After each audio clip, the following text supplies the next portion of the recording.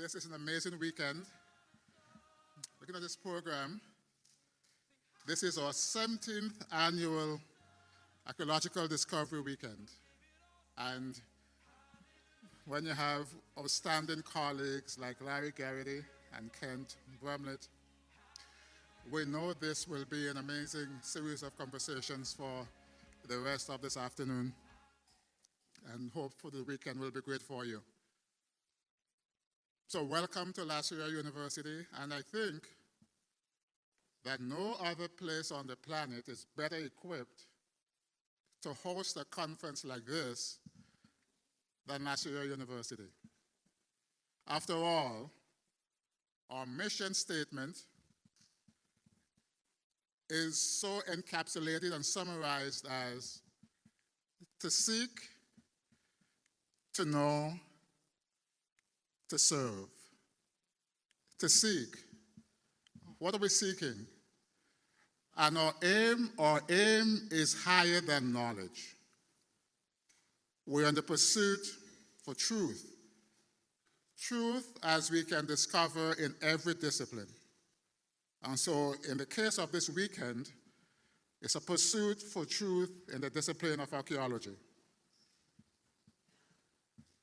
Our students are on a pursuit because they're inquisitive. We foster curiosity.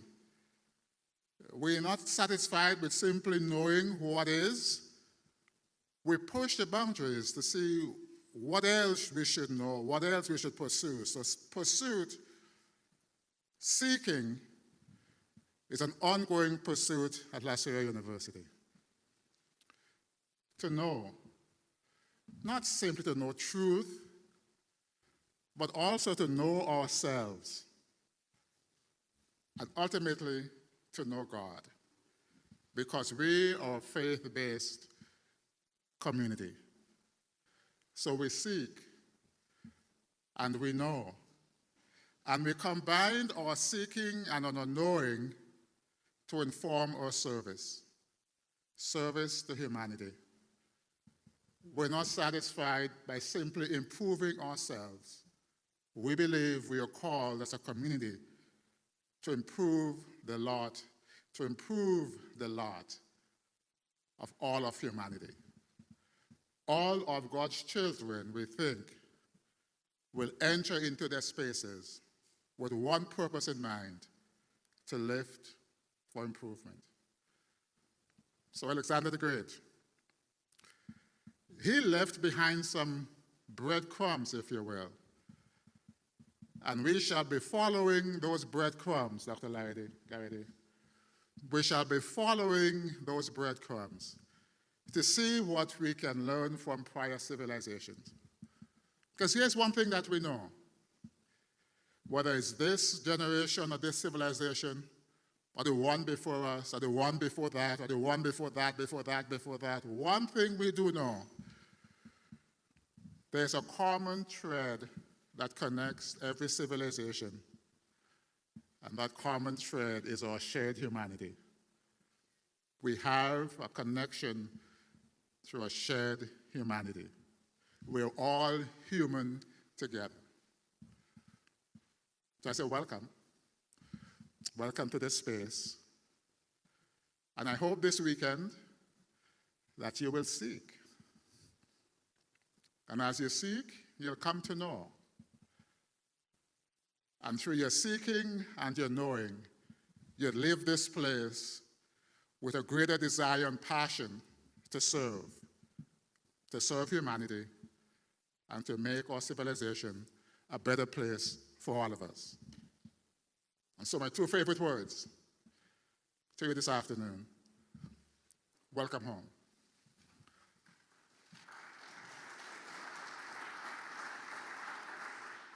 Thank you, President Arthur. Tonight we will follow some of those breadcrumbs on the trail of Alexander and make some connections, I think, with those who came before us.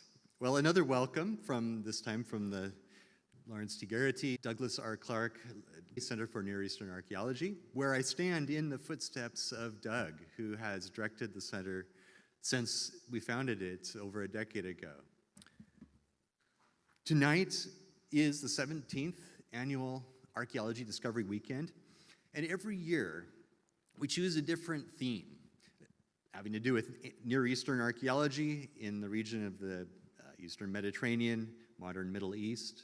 We try to bring together interesting topics and current scholars, authors, researchers in these fields.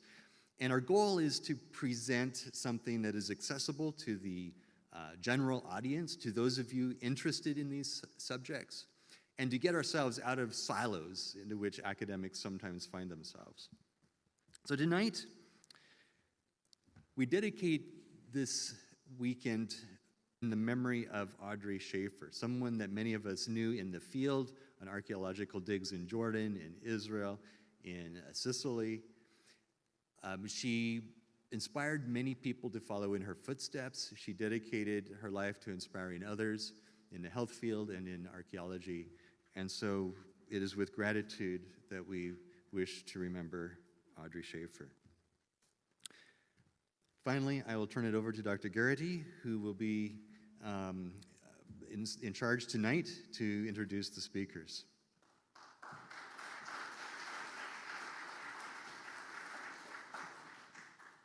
So I'm glad to add my welcome to those you've already received, and basically to introduce our first speaker, who you have just heard, since he's the director of the center. Many of you may not know that on this campus we have 5 individuals with PhDs in archaeology.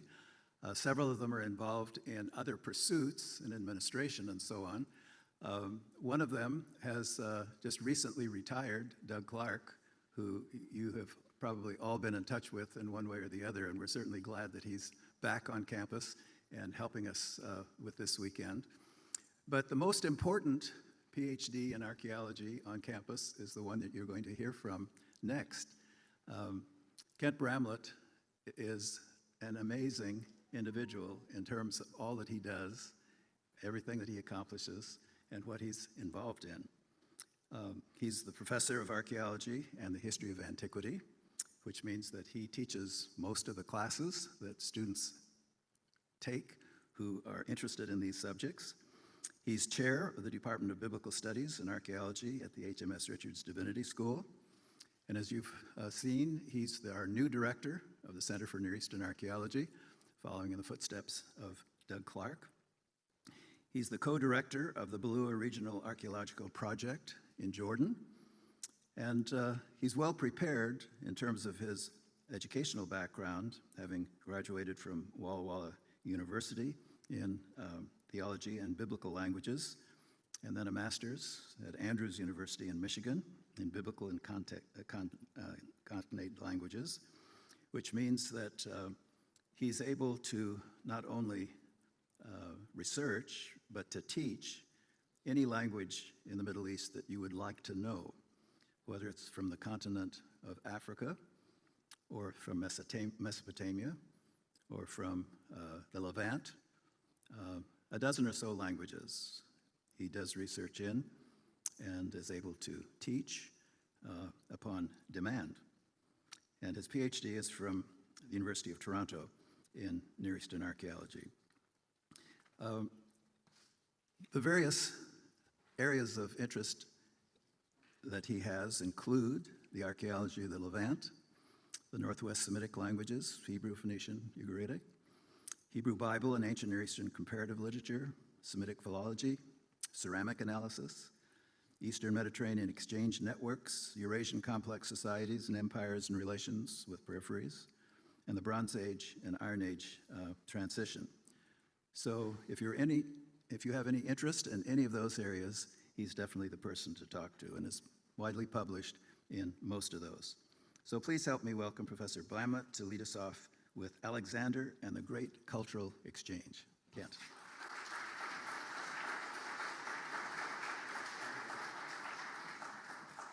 In the spring of 1978, a coup overthrew Afghanistan's military dictatorship of General Muhammad Khan and established a Marxist-Leninist regime aligned with the People's Democratic Party of Afghanistan. Shortly after, the U.S. Embassy in Kabul cabled Washington with the message, "The Russians have finally won the great game." referring, of course, to the 19th century contest between Russia and Britain for geopolitical dominance in the strategic region of Central Asia. The political shift toward the USSR opened the door for Soviet archaeologist Viktor Saryanidi, a man of Greek-Uzbek origin, to begin excavating a low earthen mound in northern Afghanistan that would come to be known as the Hill of Gold, or Tillya Tepe. Located not far from the provincial capital of Sharbagan, some 80 miles west of the modern city of Mazar-e Sharif, no one imagined Saryanidi would uncover one of the most spectacular archaeological finds of the century. Educated at the Soviet Academy of Sciences, Saryanidi wanted to discover more about the early nomadic peoples of the region. The site of Tillya Tepe held 6 elite burials dating to the 1st century AD. A male was surrounded by 5 female burials with a trove of more than 20,000 ornaments, necklaces, belts, medallions, and clasps made of silver and gold and ivory and set with semi-precious stones of turquoise, amethyst, lapis, pearls, as well as coins and other artifacts. What astonished the excavators was not the wealth of the objects, but the extraordinary cultural mixture visible in the artifacts. The burials are now believed to belong to the Yuezhi people, the pastoral group with origins further east.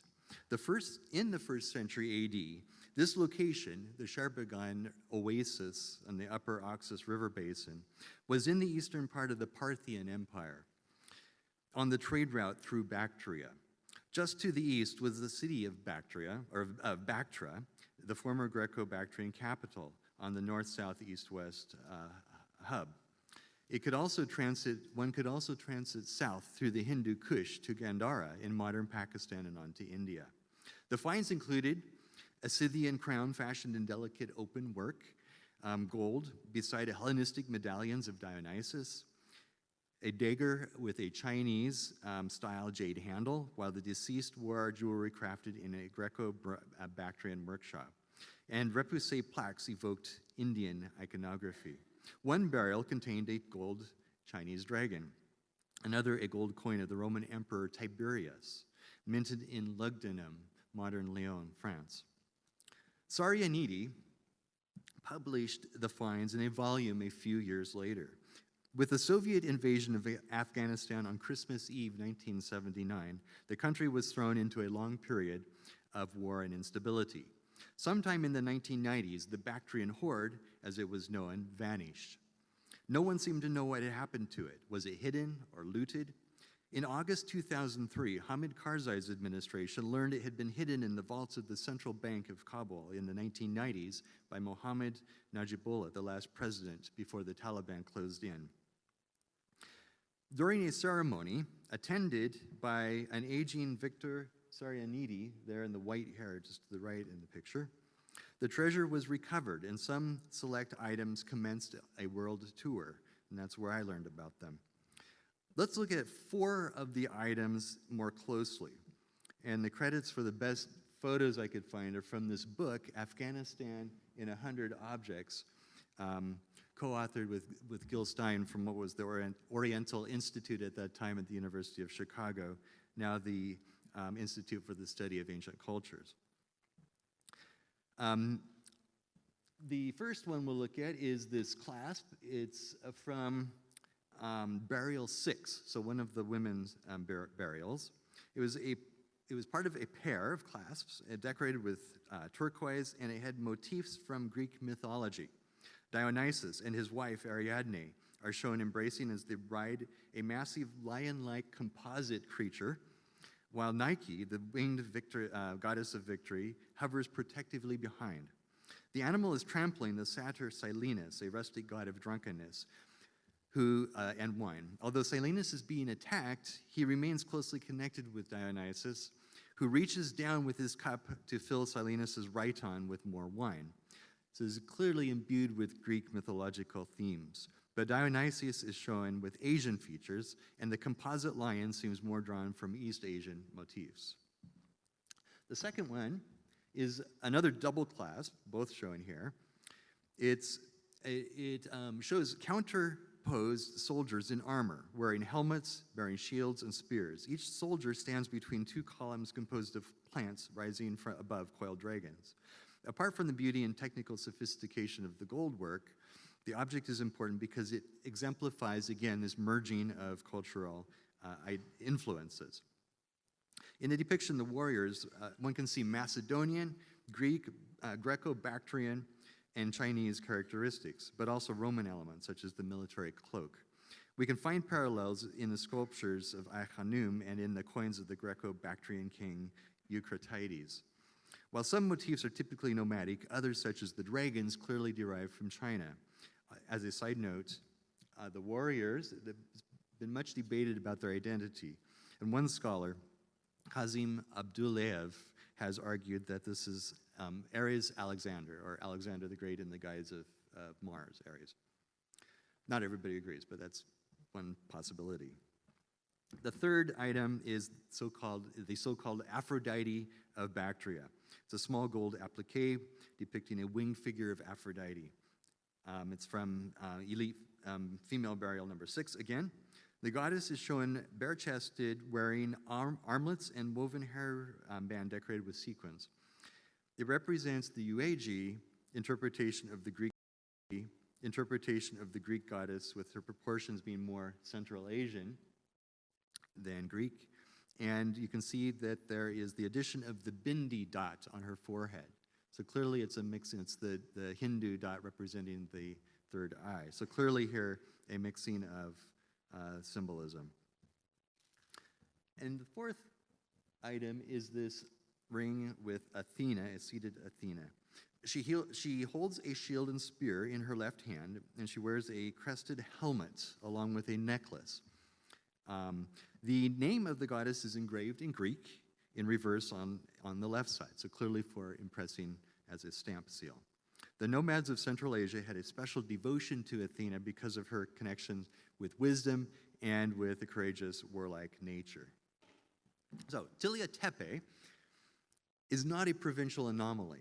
It was a crossroads of civilizations, the kind of crossroads made possible by the historical shockwave that began with the conquests of Alexander III of Macedon. If Tilla Tepe symbolizes the long-term fusion of cultures across Eurasia, Alexander's remarkable conquests mark the moment when the door to that fusion was thrown wide open. One can debate the genius of Alexander, the factors that produced his successes, the merits of his personality, his charm and charisma, as well as his faults. Yet Alexander's legacy extends far beyond the military conquest and securing of trade routes. His campaigns created something unprecedented in human history, a vast network of cultural exchange that would reshape civilization from the Mediterranean to India. And this is the story of how Alexander's conquests became the catalyst for one of history's greatest intellectual and cultural exchanges, the Hellenistic synthesis that would transform both East and West for centuries to come. So let's begin with a highlights tour of his life that established the Hellenistic mechanisms of interchange and their longer-term consequences across the Levant, the Middle East, Central Asia, and India. From the ages of 13 to 16, Alexander was educated, tutored by Aristotle, the small town of Mietza, about 30 miles from Pella, the capital of the Macedonian kingdom. And he studied literature, science, medicine, philosophy. And it's said that as Alexander progressed through his campaigns, he carried with him a copy of Homer's Iliad, a text that was annotated by Aristotle himself. This education instilled in Alexander not just the Greek ideal of the heroic individual, but a broader intellectual curiosity about the world. He traveled with scientists, geographers, and historians who documented the flora, fauna, peoples, and customs of the lands he conquered. And I might add, this was the model that Napoleon followed when he took his retinue of savants, the scholars, to Egypt to document the antiquities during his campaigns there. One of Alexander's first tasks was to put down the revolt of the Greek cities following his father Philip's death. This insurrection was led by the city of Thebes, which was the dominant Greek city-state of the 4th century, whose leaders wished to break free from the alliance that they had found themselves under with Philip, his father. So in 335, there was a rumor that Alexander had died, and Theban exiles in Athens rushed back to Thebes to start a revolt. Alexander reacted swiftly, marching his troops 300 miles in 2 weeks. Advancing through the pass of Thermopylae undetected, he surprised his foes and the good weather allies of Thebans who deserted the revolt project. The Spartans stopped at the Isthmus of Corinth, far to the south, and the Athenians, while they were vocal supporters and supplied weaponry, decided to see which side came out, what happened on the other side before they would actually join in. Nevertheless, the Theban assembly, voted enthusiastically for war and proceeded to reject Alexander's lenient terms of surrender. So the fighting was desperate, but eventually Alexander spotted a weakness in the defense of one gate, and he sent his general Perdiccas to take it and enter the city. When all was over, Alexander sold into slavery 30,000 of the people who survived, and he leveled and burned down the entire city, it's reported, except the house of Pindar the poet. He left that standing. Perhaps already he envisioned himself the enlightened successor or conqueror and the bringer of learning and respecter of arts. Or maybe it was just that Pindar had eulogized Alexander I, his predecessor. You can choose. The destruction of Thebes sent shockwaves through Greece. Nascent unrest was self-censored. Anti-Macedonian demagogues were executed as preemptive measures before they might draw the attention of Alexander. The stage was now set for the Persian campaign. This map shows some of the major battles, pivotal battles across the route that he took. Let's go to the first one, the Battle of the Granicus. It was the spring of 334 when the 22-year-old Alexander of Macedon, now styled king, but not yet the Great, led his army across the narrow straits of the Hellespont, the waterway slicing Europe from Asia. As Arrian, the Greek historian, tells us, he cast a spear from the prow of his ship into the Asiatic shore and claimed the continent as a gift of the gods. This gesture, half ritual, half bravado, marked the beginning of one of history's most extraordinary military odysseys. The Persian army was arrayed, you can see the outline there on the right, was arrayed beyond the Granicus, a small river in the Troad region of modern Turkey. Its steep, muddy banks forming a natural barricade. Against the counsel of Parmenion, his prudent general and key strategist, who urged waiting until dawn, Alexander resolved to attack immediately. He knew momentum, once lost, was difficult to regain. With the Mason sinking behind him, he arrayed his cavalry in a wedge-shaped formation and plunged into the current, with arms flashing, horses thrashing, while arrows and javelins rained upon them. Arrian and Plutarch both describe how Alexander, at the point of the charge, drew Persian attention by his gilded helmet and white plumes. It was not vanity or solely vanity, but a calculated theater. The king was the visible embodiment of courage. In the melee that followed, it was brutal and confused, and I'll quote the words of Arrian again. It says, Alexander then saw Mithridates, the son-in-law of Darius, leading a cavalry unit. Alexander charged and killed him with a lance thrust to his face. Another Persian noble, Rosaces, then hit Alexander on the helmet with a sword, but the helmet protected him. Alexander dispatched Rosaces by thrusting him in the chest with his lance. Mithridates was about to attack Alexander from behind with his sword, but his sword arm was cut off by Clytus the Black, apparently still holding the sword. So Macedonian discipline gradually turned the tide, and the companion cavalry, those supported by the phalanx waiting up the shallows, broke through the Persian right. Once their mounted lines collapsed, the Greek mercenary infantry was stranded, and they were slaughtered almost to a man, executed as traitors to the Hellenic cause. One of the things you'll notice is that Greek mercenaries show up all across the Persian Empire. They were a major factor in the Persian military. Strategically, the victory was enormous. It opened the gates of Asia Minor and demonstrated the superiority of Macedonian tactics over Persian numbers. Cities from Sardis to Ephesus surrendered without resistance.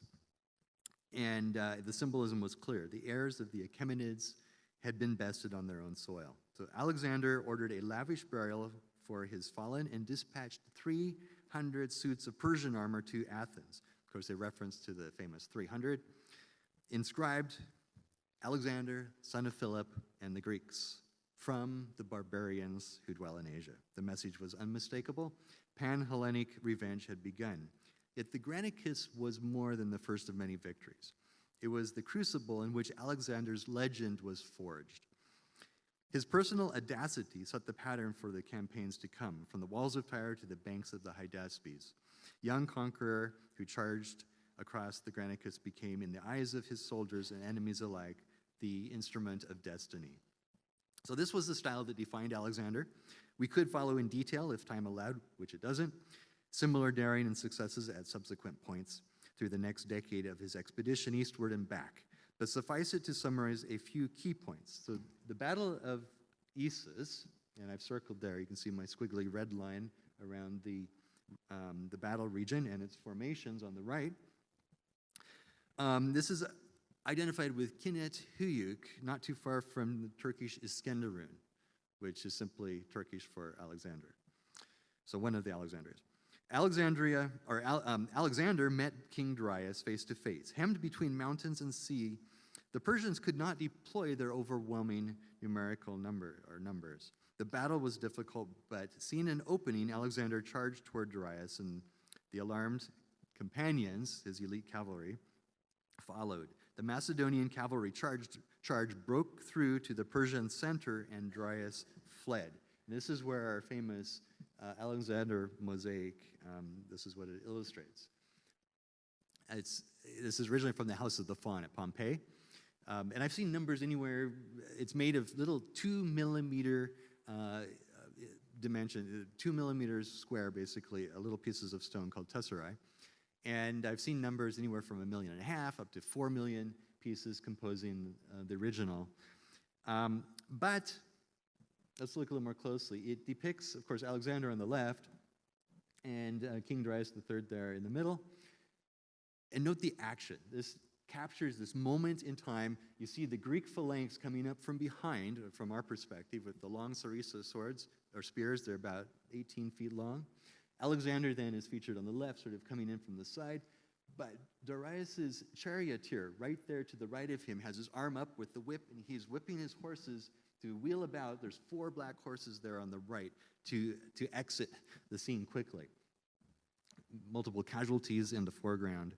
And I think the horse's rump right below Darius is probably a bit of an insult intentionally to Darius.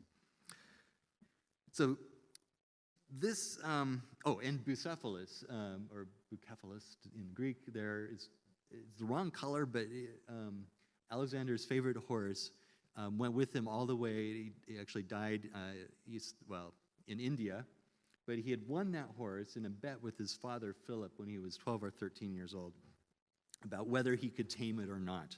Obviously, he won that bet, but it was very important in the legend of Alexander. Let's move on. So the capture of the Persian royal family. He treated them fairly well, and this was a turning point then. He began to adopt the posture of a legitimate Near Eastern king, not just a Greek conqueror. The Siege of Tyre. Perhaps no episode better demonstrates Alexander's determination and engineering prowess than the 7-month-long Siege of Tyre, the Phoenician city, built on an island half a mile from shore, which seemed impregnable. So Alexander ordered the construction of a causeway stretching from across the water, using debris from the mainland city, which he dismantled, and timber from Lebanon. His engineers built a pathway 200 feet wide. It wasn't easy, but despite fierce resistance, naval attacks, and even fire ships launched by the Tyrians to burn the structure and the siege weapons, eventually he managed in connecting the city to the shore. When the city fell in July 332 BC, Alexander controlled the entire eastern Mediterranean coast, securing the supply lines and eliminating the Persian fleet's bases of operation. One can now sit in a Starbucks in Lebanese Tyre, sipping a latte on the causeway Alexander built. Really. His causeway is now part of the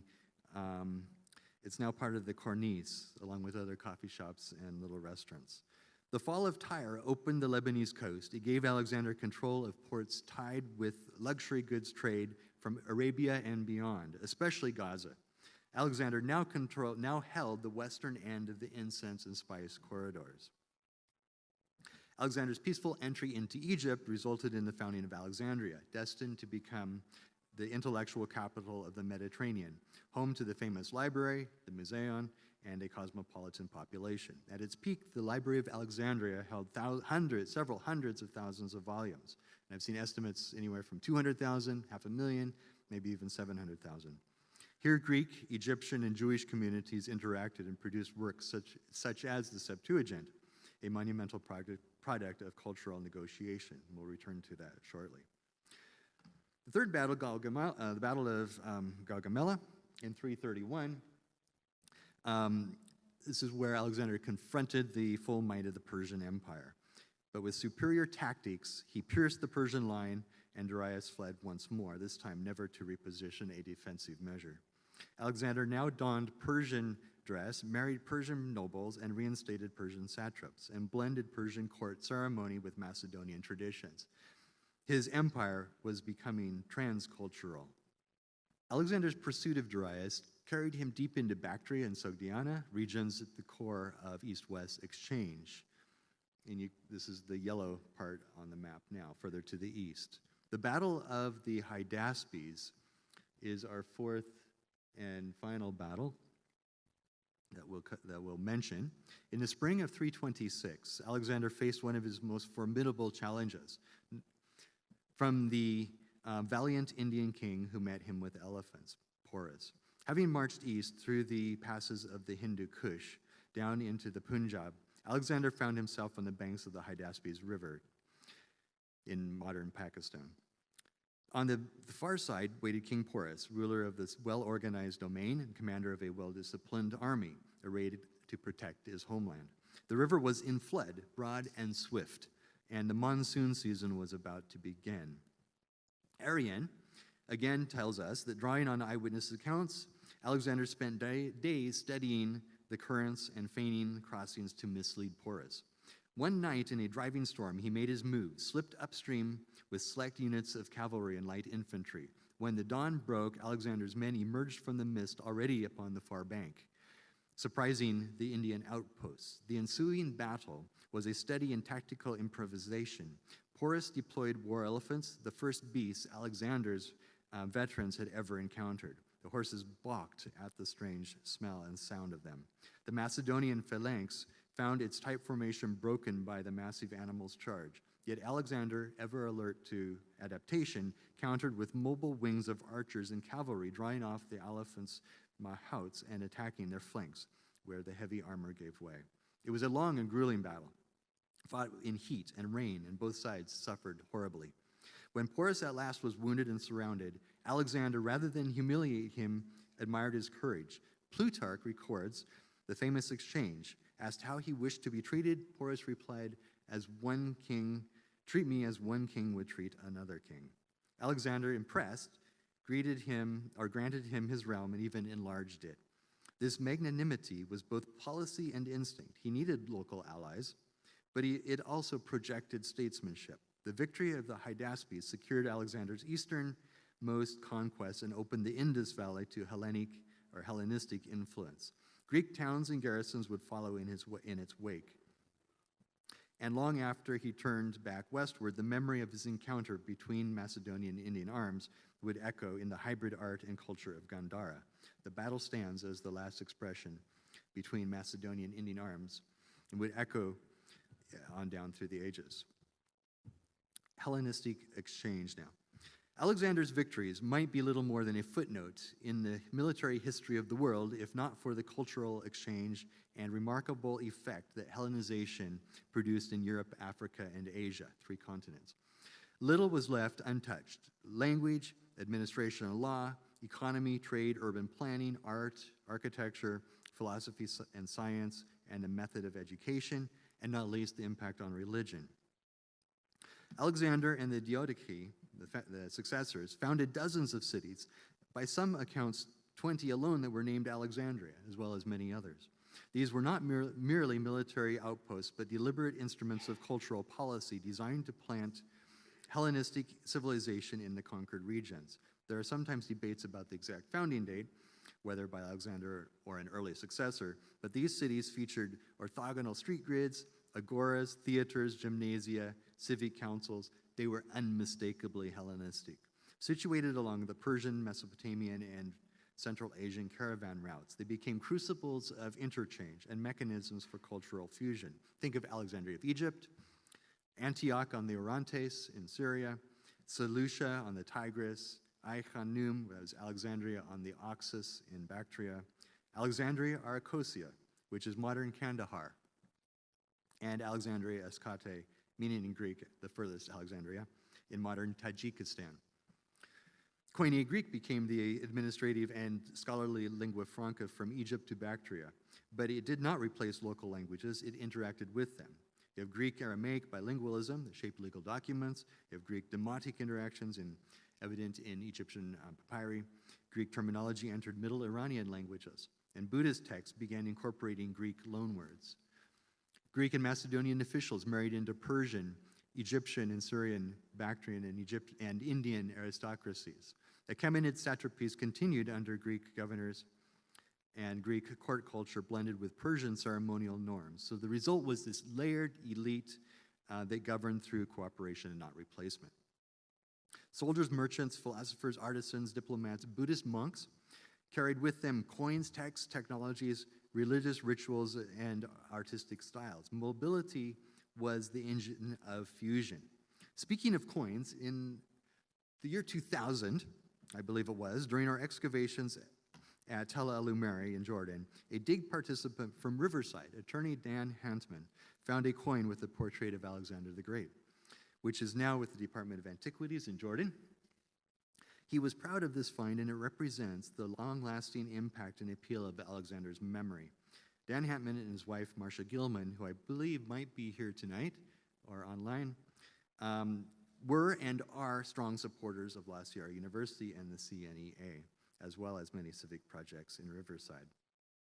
Religion and philosophy are two domains that strongly reflect the impact of Hellenism. Judaism had a front row seat to the successor wars of the Ptolemies in Egypt and the Seleucids in Syria, fought in a 100 years long war for control of Judea and lands of the southern Levant.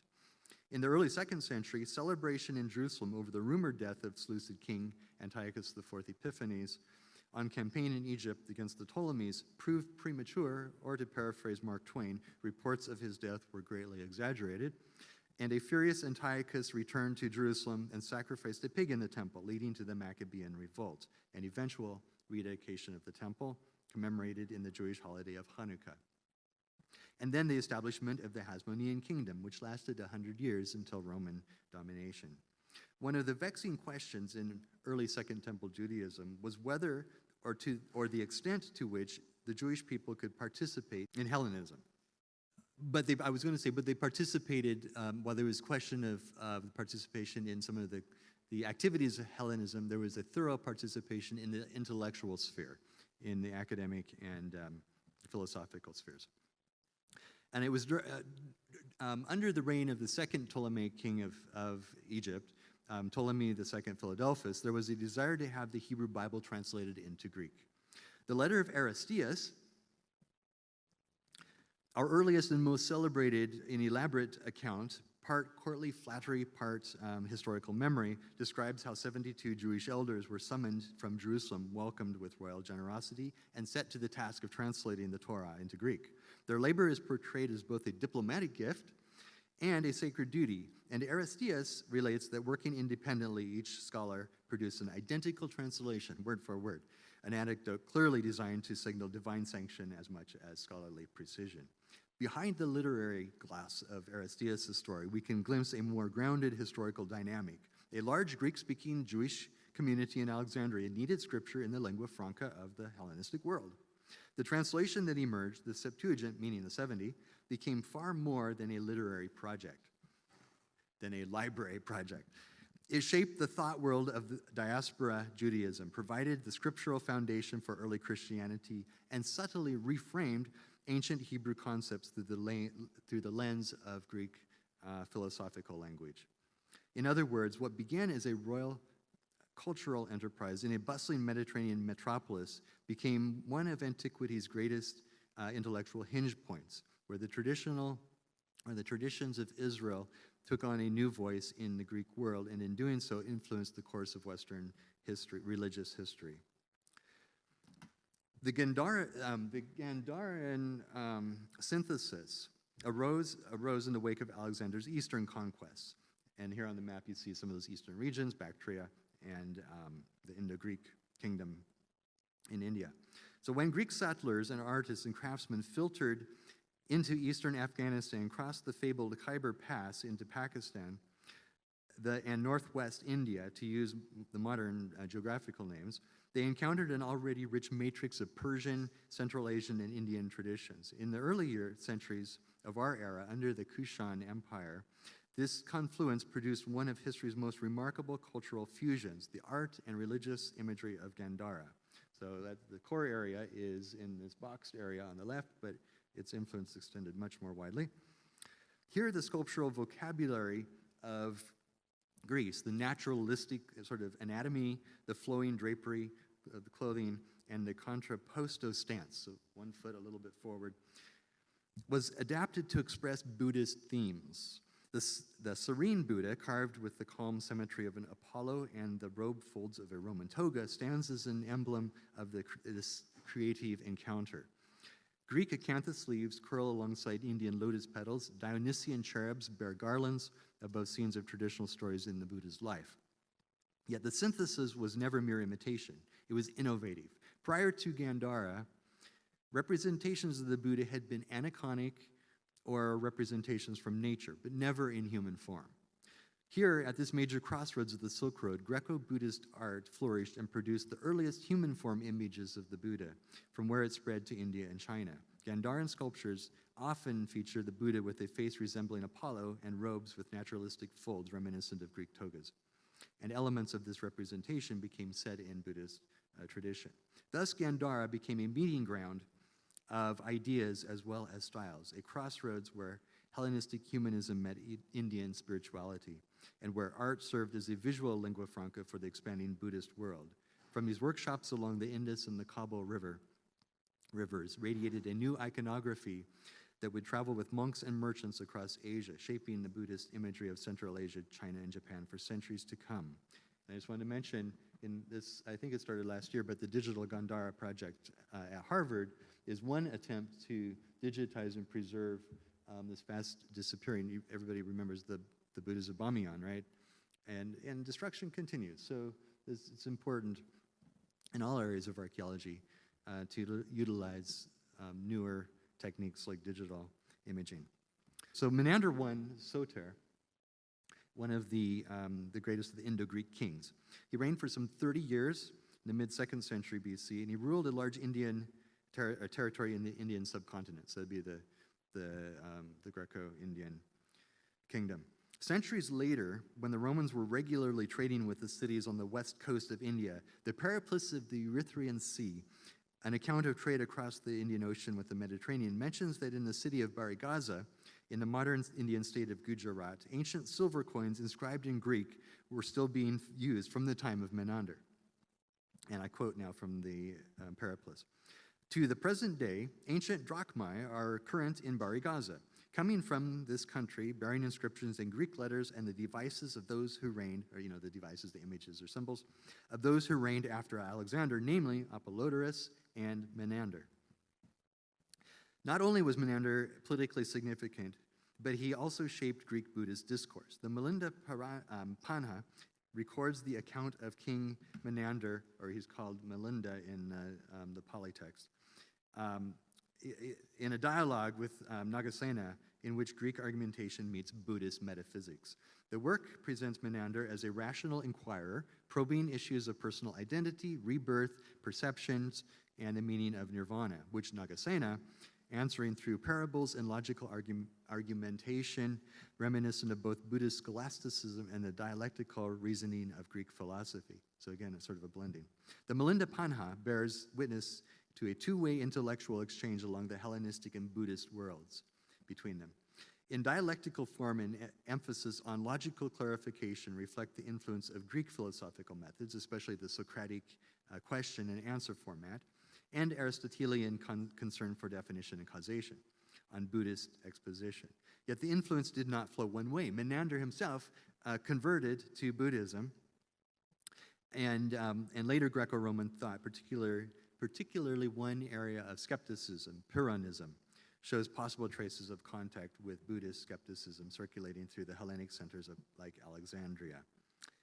And I think I'll just move past that particular philosophy, but it is likely influenced by this dialogue with, particularly with the gymnosophists. So those are those naked Indian hermits that wander around from time to time. They still exist. In conclusion, then, Alexander did not create that world from nothing, but he cracked it open and accelerated its exchanges. His cities gathered minds together. His administrators layered traditions into workable hybrids. His campaigns stitched the Persian, Greek, Levantine, Central Asian, and Indian worlds into a single, if turbulent, ecumeny. But history leaves us instead with a more interesting truth. Cultural brilliance flourishes most when ideas travel, when languages aren't barriers, and when cities become crucibles rather than fortresses. Alexander's great ideas interchange was not a philosophy he formulated, it was an unintended consequence of his ambition. But it reshaped the ancient world from the Mediterranean to the Indus, and its reverberations continue to echo in the very frameworks of art, religion, science, and scholarship that shape our world today. As for the Bactrian horde from Tilla Tepe, last I heard it's missing again, following the rapid American withdrawal and the Taliban's return to Kabul. Most of the collection had been in Afghanistan at the National Museum and in the Presidential Palace. But in September 2021, just weeks after returning to power, the Taliban issued a statement indicating that the location of the Tilla Tepe treasure was unknown. Perhaps it will resurface a second time, we can hope, but the story it tells is very much alive, as our age mirrors, perhaps as no other, the bubbling ferment of ideas and mixing of traditions, the flow of knowledge and people that was the true legacy of Alexander the Great.